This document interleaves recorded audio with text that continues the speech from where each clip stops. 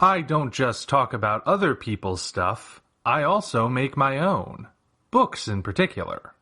To date, I have 4 books you can check out on Amazon. Operation Red Dragon: The Daikaiju Wars Part 1, Occult Mafia, Emerald of Maddox City, and the short story collection Assorted Absurdities, Tales of Kaiju Punk and Other Genres. Hop on down to the description for Amazon links to all 4 books.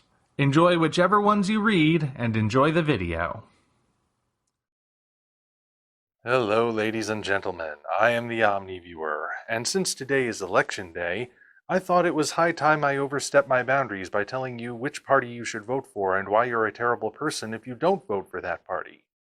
But then I realized that was a really stupid idea, so instead I'm going to do something that's politics adjacent, but still not necessarily telling you what political party you should vote for.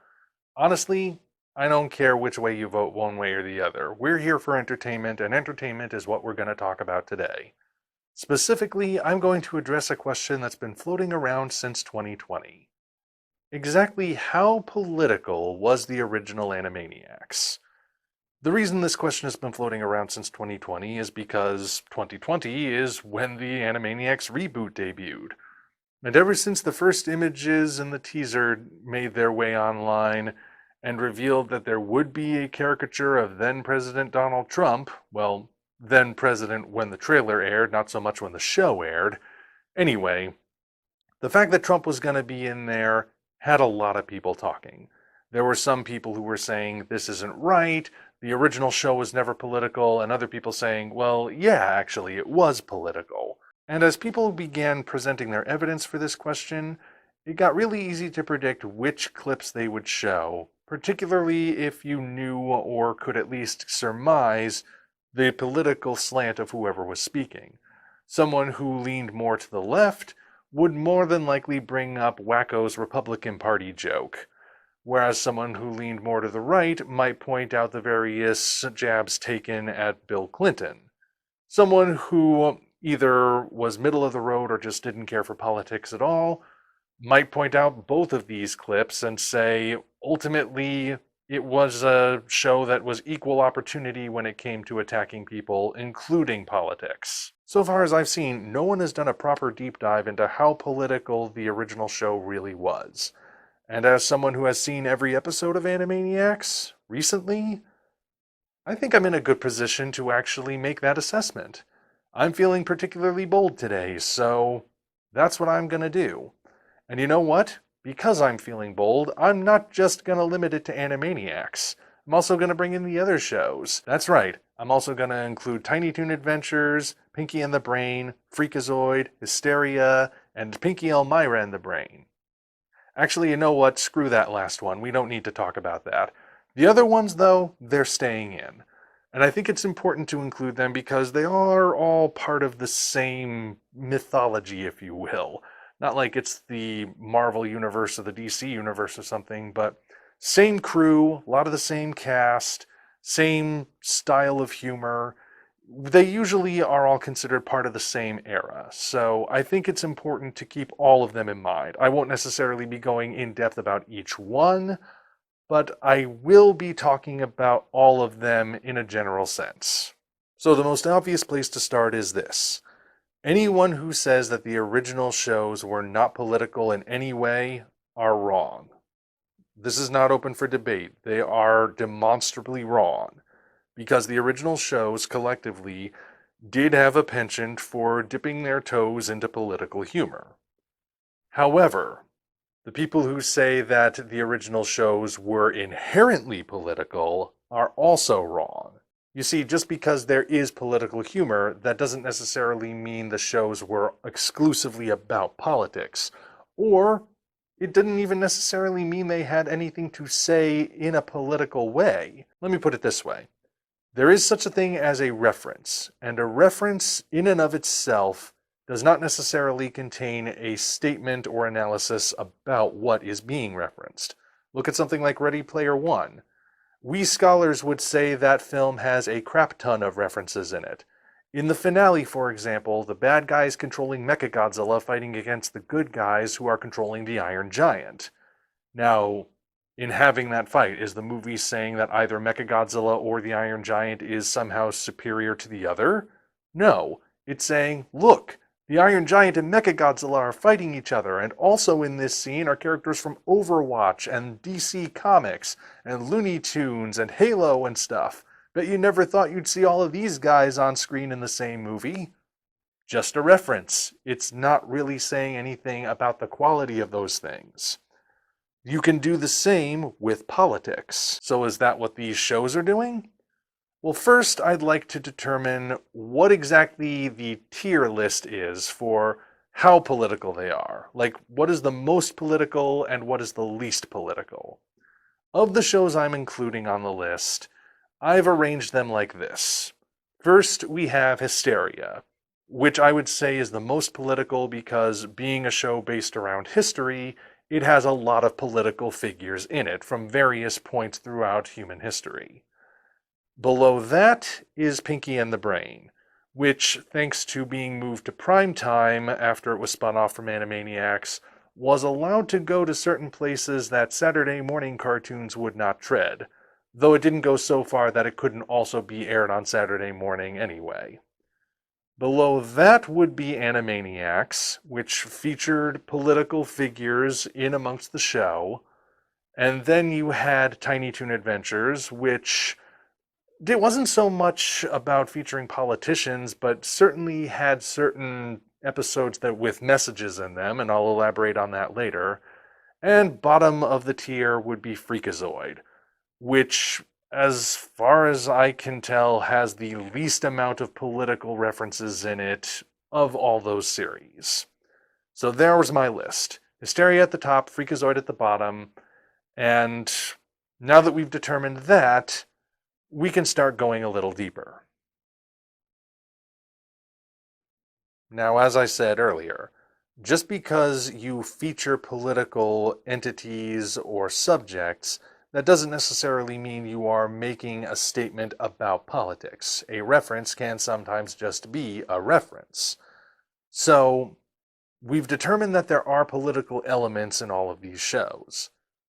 But what exactly are they saying about politics?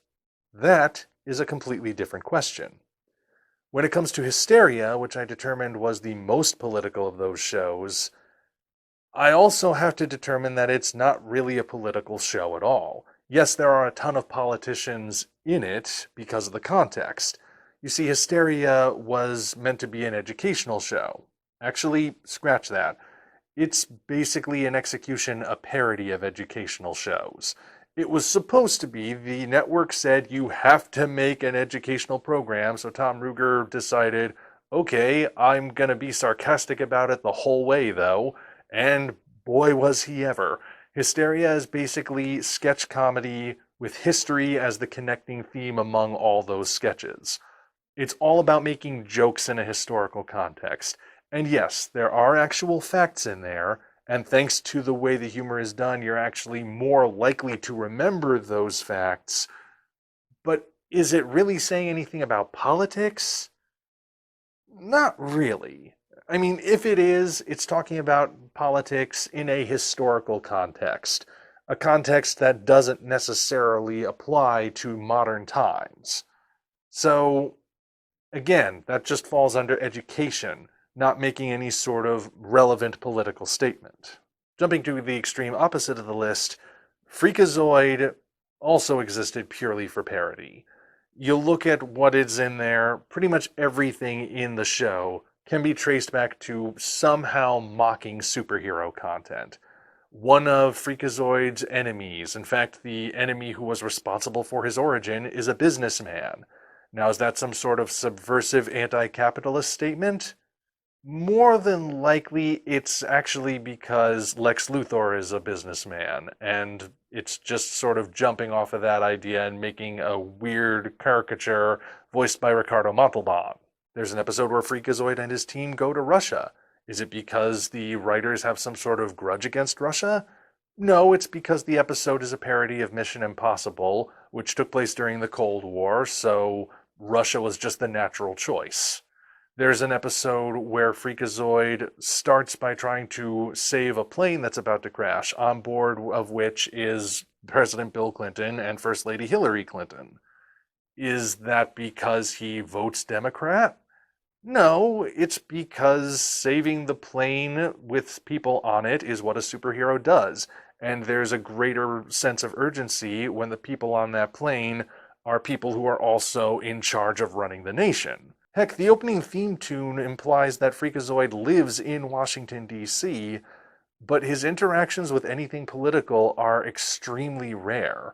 So I wouldn't say there's anything truly political about that show either.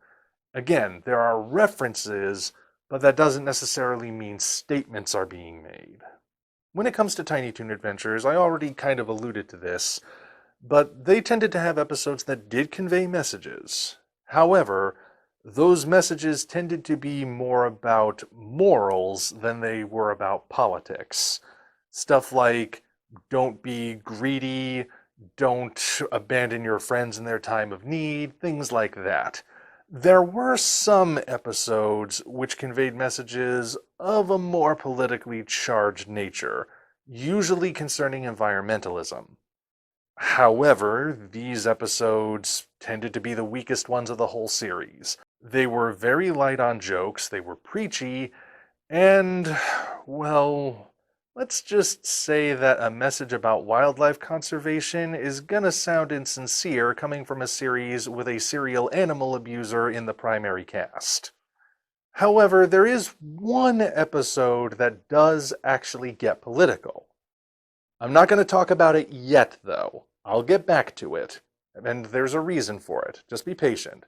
Keep it in the back of your mind that there is one blatantly political episode of Tiny Toon Adventures, and you'll see why I'm saving it for later soon enough. That brings us back to Animaniacs and Pinky and the Brain.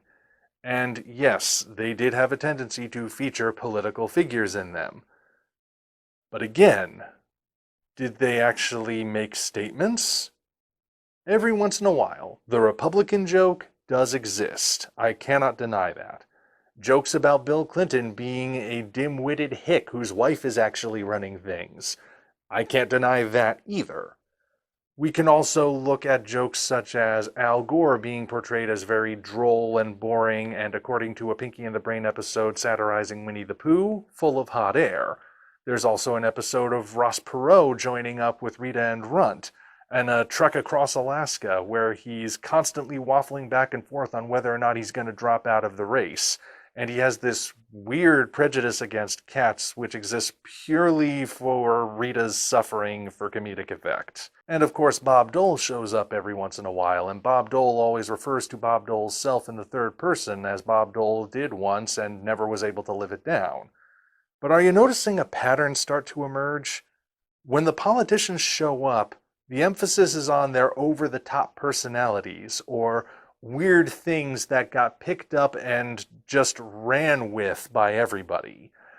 It's more about taking their already exaggerated personalities and exaggerating them even further until they fit in alongside the actual cartoon characters. They're not necessarily telling you one way or the other which of these politicians is good and which ones are bad. They're just sort of caricaturing them.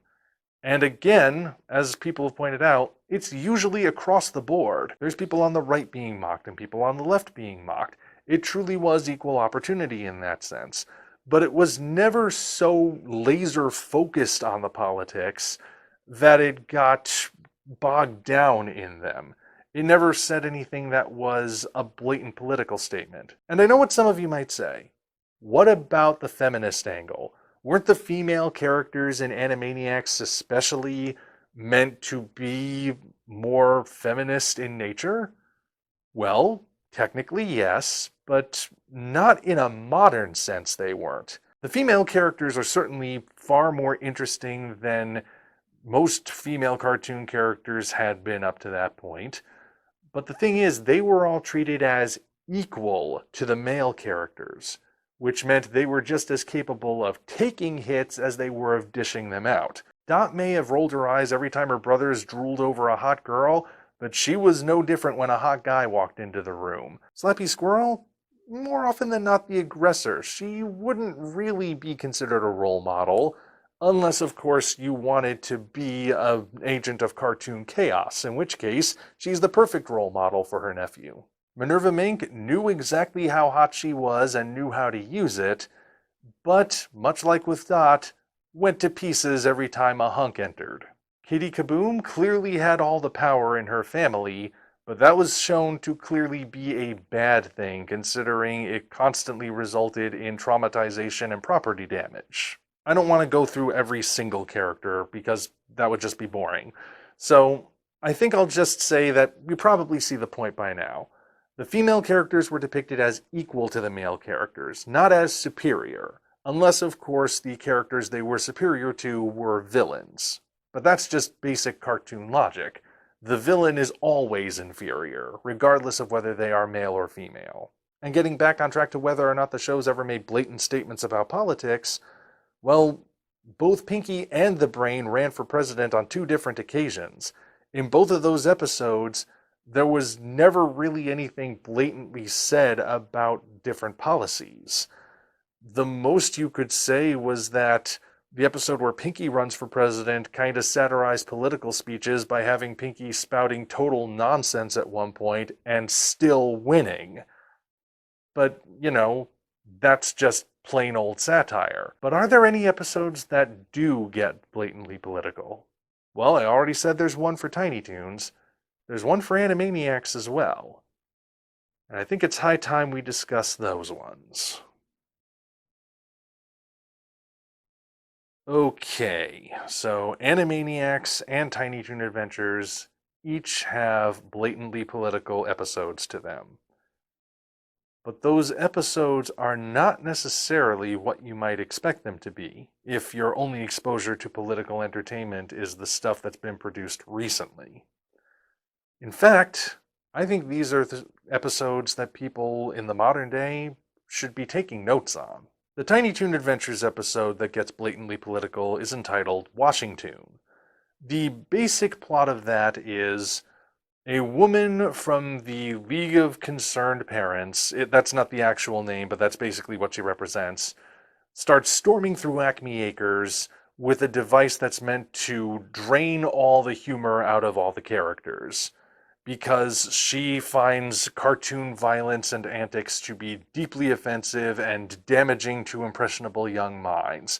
She wants to wipe it all out and replace it all with safe, non-threatening educational entertainment. As you can imagine, that sort of thing would be a real threat to characters like the Tiny Toons, who are trying to be the successors of the Looney Tunes.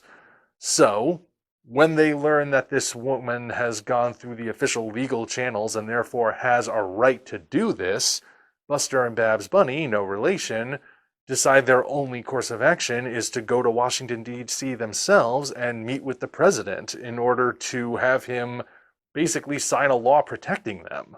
They do manage to meet the president, George Bush, the first one, not the second one, only to learn that he can't actually make a law protecting them. That's Congress's job. Congress has to make the law for him to sign in order for it to be official.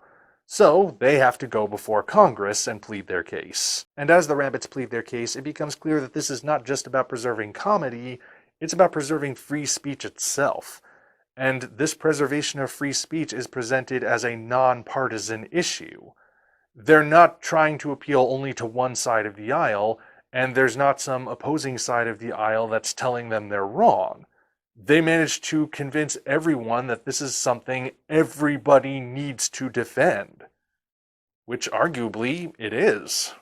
During the speech, they bring in a TV to show how the lack of humor has affected the Tiny Toons show, and this is where they actually manage to sneak in another lesson that they don't blatantly spell out, but if you're paying attention, you can figure out what it is, and I'm going to explain it to you here just for the sake of completion.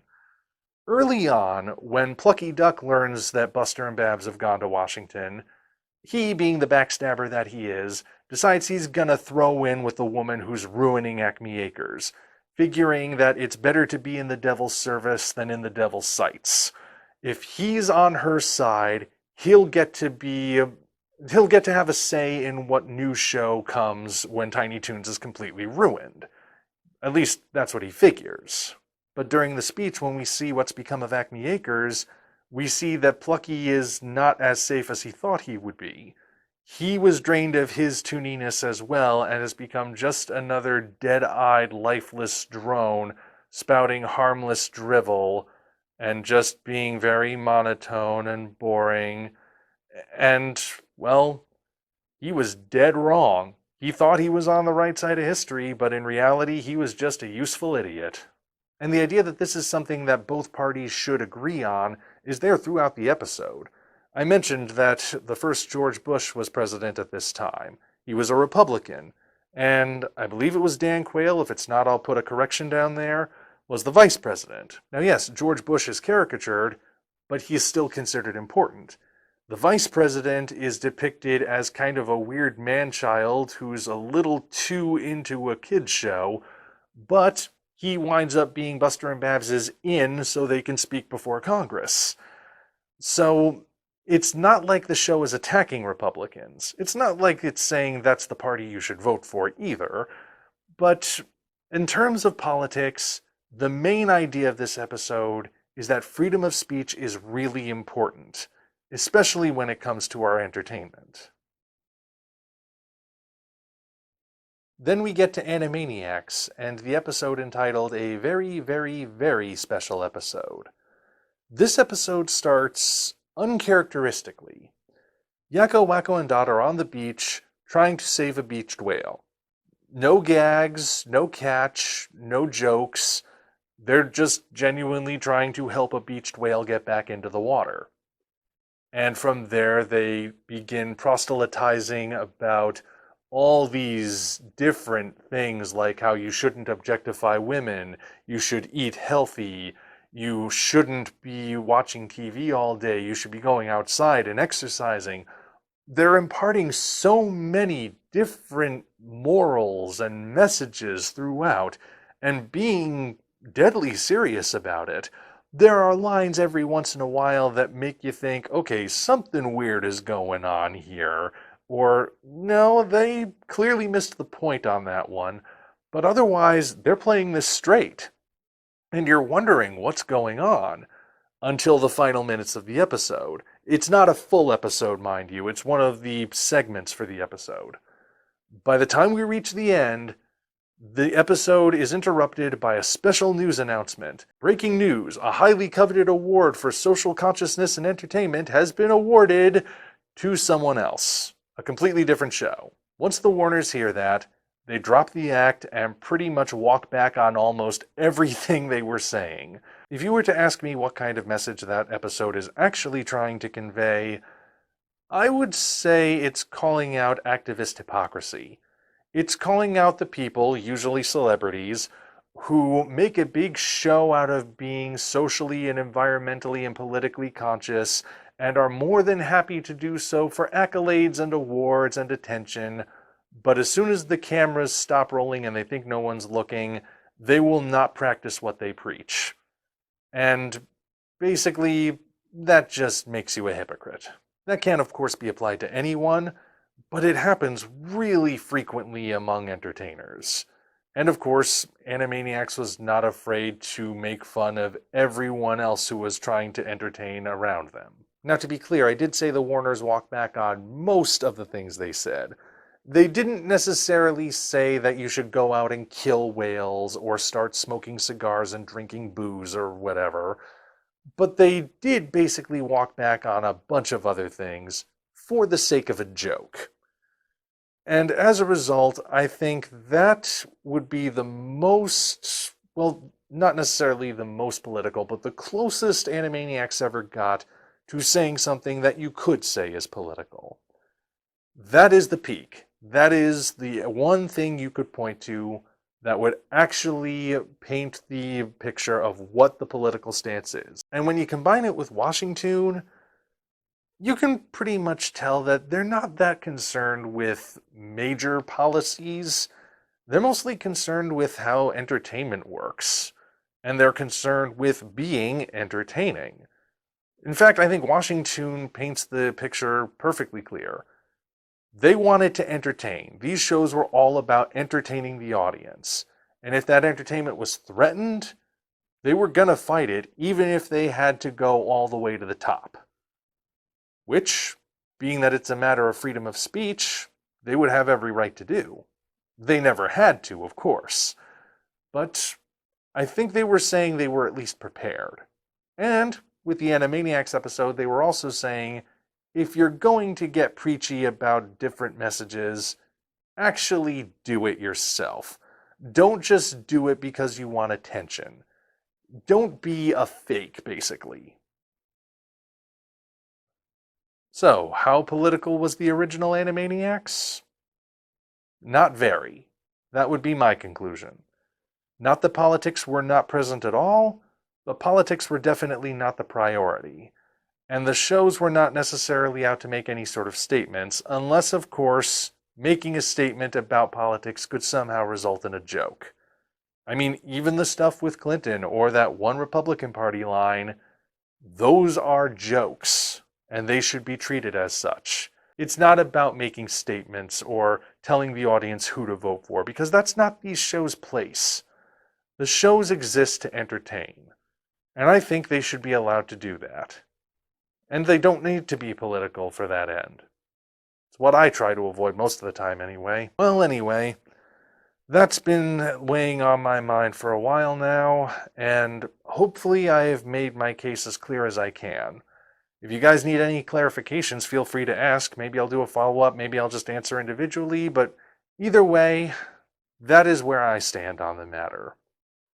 And I guess that's all I can say for now. Until such time as we meet again, this is the Omni Viewer signing off. Congratulations, you reached the end. If you enjoyed this video, you might want to consider supporting us on Patreon. Of course, the other way to support us is to go to Amazon and check out our books, Operation Red Dragon, The Daikaiju Wars Part 1, The Occult Mafia, Emerald of Maddox City, and Assorted Absurdities, Tales of Kaiju Punk and Other Genres. Also check the description for links to DeviantArt and other platforms we operate. Thank you all for watching. We'll see you next time.